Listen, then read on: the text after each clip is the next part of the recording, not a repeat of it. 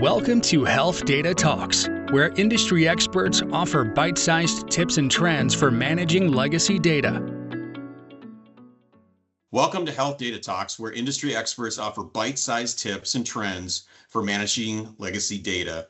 I'm Eric Johnson, the VP of Marketing here at Harmony Healthcare IT, and today I'm joined by Scott Smizer, industry veteran, CIO over 20 years, and we welcome Scott into our podcast today to offer a variety of perspectives on some pretty timely topics as we start out 2026. With that being said, every year HIMSS brings together thousands of hospital IT leaders to talk about the future of healthcare technology. And the conversations happening on that conference floor tend to reflect what's keeping CIOs up at night. This year, the agenda is packed with sessions on AI, cybersecurity, EHR modernization, and workforce transformation. And if our recent research is any indication, those topics are hitting close to home for IT leaders across the country. We recently surveyed Chime members about their top priorities, investment plans, and biggest challenges for the year ahead. And the findings paint a picture of profession at a genuine inflection point. IT leaders are gaining more strategic influence than ever, budgets are growing, and the pressure to deliver measurable results are intensifying. So with that as a backdrop, and Scott joining us today, and really, Scott, after offering 2 decades of your experience, we're really interested in digging into what the Chime survey findings mean in practice and what IT leaders should be thinking about as they head into HIMSS and beyond. So with that, I'll tee it up, Scott, for the first question is, the Chime survey found that 80% of hospital IT leaders report greater involvement in strategic business decisions over the past 3 years. Does that match your experience? And what do you think is driving the shift right now? What's different? Yeah, Eric, thanks for having me. As I look at just hot topics that are facing our industry every year, I think about, obviously Chime's got a strong response rate of 80% are saying that they're getting more involved with business decisions. I think what's driving that, Eric, honestly, is that a lot of organizations are trying to shift their technology stack, their IT department from a cost center to a value center. So I think in doing that with responsible AI, with automation, et cetera, they're really being seen as a digital partner in a lot of organizations, which is great, as a value center that can bring value and efficiency to the organization. So I think that's what's driving from what I'm seeing in organizations, what I've seen myself firsthand is that, even some shops are renaming IT to digital, right? And, I've been in organizations where I'm like, how long is that going to take to stick? And then you see pretty quickly that it'll stick in an organization and you'll be on a call where, service line leaders are saying, do we have a digital partner on the call to help us with this? So I think in a lot of ways, just the cost pressures do not give up in healthcare. And I think, organizations that are smart, that are seeing IT as a value center and not a cost center or a utility that's back of house is really what, in my opinion, is driving them at the table to be there when the decision's made. Very interesting. Yeah, really, really interesting to see how that evolution has happened. And to your point, right, the evolution of different kinds of roles and titles, and really the evolution of the digital practice being much wider within an organization, I think is, to your point, is a real reflection of that. Second question. Sure. Not and kind of not unexpected. AI and automation top the list of areas where our organizations plan to increase IT spend in 2026, cited by 76% of respondents in the same Chime survey. But the survey also found that data management priorities, things like legacy system consolidation, cybersecurity, are equally top of mind. How do you recommend to CIOs who think about balancing those foundational priorities against the pressure to adopt the latest and greatest technologies, right? And how do you see those things either conflicting or complementing each other, right? When, again, to your point, when the organization is trying to really pivot to be seen as a revenue driver, how do you do a little bit of both? Yeah, it's a balancing act, right? It's a high wire, high stakes balancing act for most CIOs today. And what I know for sure is AI, automation, digital workforce, standing up those services, those functions are the cool shiny objects on the table for a CIO and their respective teams to show value prop to the organizational leadership. But there's the stuff that you talked about in this questions. I'll call it KTL, keeping the lights on, right? I mean, if you don't have an investment of resources into those not as shiny objects on the portfolio of work to be done, those have to be balanced in such a very deliberate way. And you have to have resources focused on both. And, I think if you don't have strong foundational infrastructure, network, et cetera, you really can't, all the AI and automation and everything that you're wanting to do, it's not going to be reliable if you don't have that core foundation of your infrastructure there solid and you've invested capital and people into making sure that that's a highly fault tolerant environment and that you're focused on cybersecurity and legacy system consolidation, et cetera. That makes sense. Next question. Nearly 40% of the hospitals in the Chime survey are planning EHR migrations in 2026, yet only 48% are feeling highly confident they can complete a migration without major challenges. What would you say to a CIO who's planning a migration project right now, given that timing and kind of given that sentiment, right? What do you feel like is getting at this lack of confidence, as you're undertaking something that is pretty significant in a EHR migration project, but yet not necessarily being confident about it? What do you think's behind that? There could be a lot of things behind it, Eric, honestly. I Yeah, mean, top of mind for me, I mean, it's still amazing to me that, 40% of the hospitals responding are still looking for an EMR solution. I think we've seen over the last 10 to 15 years such a change in that space in the EMR market where, you know, organizations today that are doing an EMR transfer from vendor A to vendor B, they've been with that product 20, 25, 30 years now. It's entrenched in the organization. A lot of times it's customized to the point where you're not going to have a like for like functionality in a new product. You're going to have to redesign processes. So, I think a lot of that, can we do this without major problems, gets at just the operational impact, right, that these EMR projects mean. ERP is the same way. They're as equally offendable, in my opinion, to the organization. But conversely, they're also the most transformational endeavors you'll get to do yeah, to really bring the organization forward in a meaningful way. But I think that's probably some of what may be driving some of the insecurity and just CIOs and leaders of these initiatives knowing that it's not going to be an easy road, right? right. And I think my advice to them would be, getting the right people in the right roles for the right reasons is a mantra I've always tried to stick by. But I think more importantly, thinking through, for Harmony in particular, and you and I have been able to work on a couple of different projects together that, starting that lights out decomming archiving effort earlier in the process, and don't let that be an afterthought. Three ways around the racetrack here. We're almost live in 3 months. Oh, we got to get off the old system, and we're thinking about that now. That's not the time to be thinking about that. It's really getting that work stream and those resources and archiving decom effort team center of excellence, whatever you want to call it, because you're going to be lights out archiving and turning off a lot of these legacy systems. Get that done early.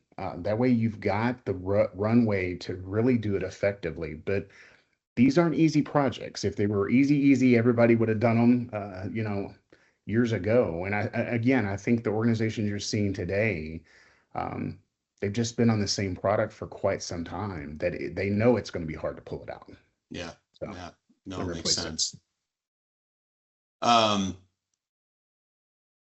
Couple more questions, Scott. And this kind of goes down a little bit different path, but again, staying, a bit more towards that, the financial challenges, if you will, right? The survey also revealed a notable gap. Many IT leaders report that little to no increase in collaboration with CFOs over the past 3 years, which is interesting. And, given a time when there are budgets that are under scrutiny and ROI is expected, why do we think today that maybe there's a gap that might persist there between leaders of finance or potentially leaders in the IT organization? And so even though that's the academic response, just curious, did you ever experience that?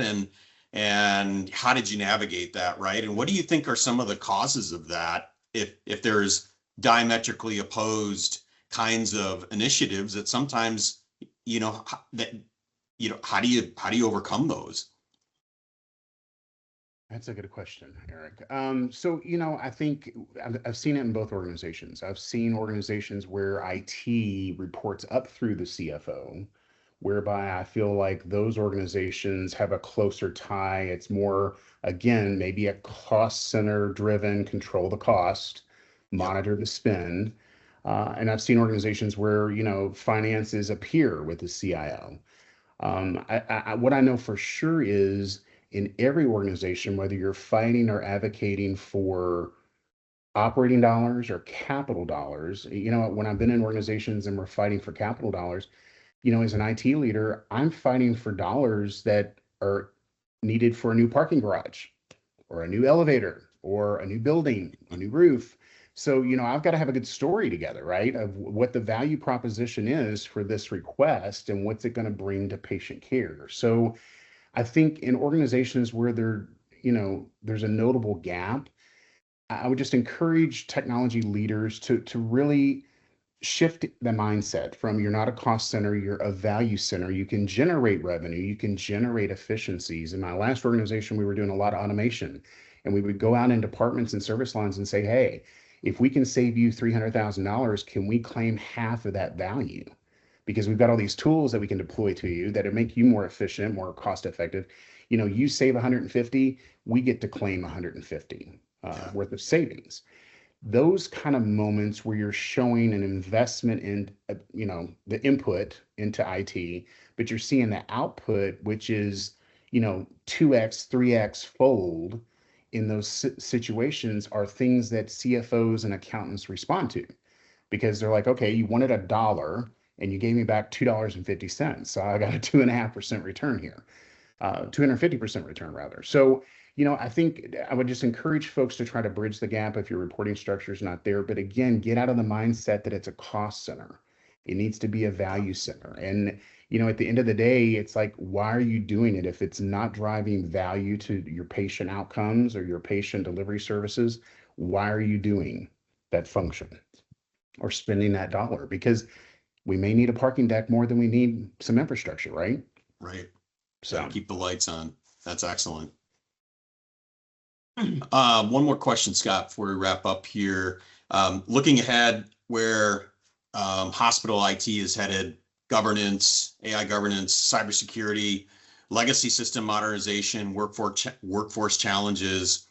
What do you think is the one conversation the industry needs to really be having right now? And if you think about all of the initiatives that are out there, what comes to your mind that you feel really passionate about, that is an important topic, based upon your 20 years, that is something that, all IT leaders really should be thinking about right now?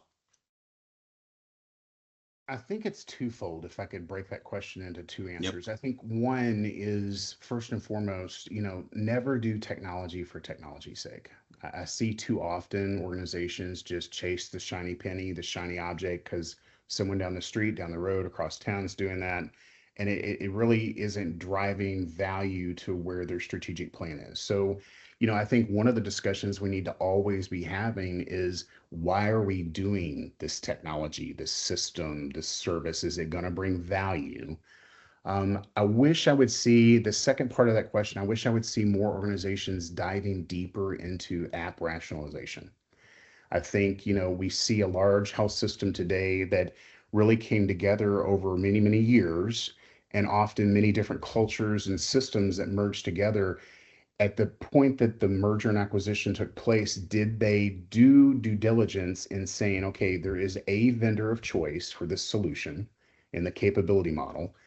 We only have one of those. We're not going to have six of those or four of those. So I see too often in some of these organizations, there's so much duplicity in software systems, hardware systems, sometimes but it's just a byproduct of merging together, right? And it's kind of, it's not the cool, sexy stuff we want to talk about. When you talk to a peer about app rationalization, you're like, I know, we need to do that, we need to do that.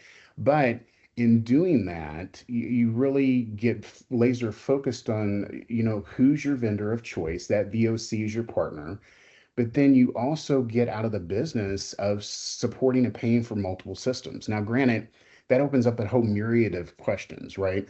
Like, okay, well, out of the three systems that we need to rationalize on this solution, which one wins? Which two lose? What happens to the data in the old system? Where's that going to go live? So there's all this bartering with operational leaders that, it's never a comfortable situation.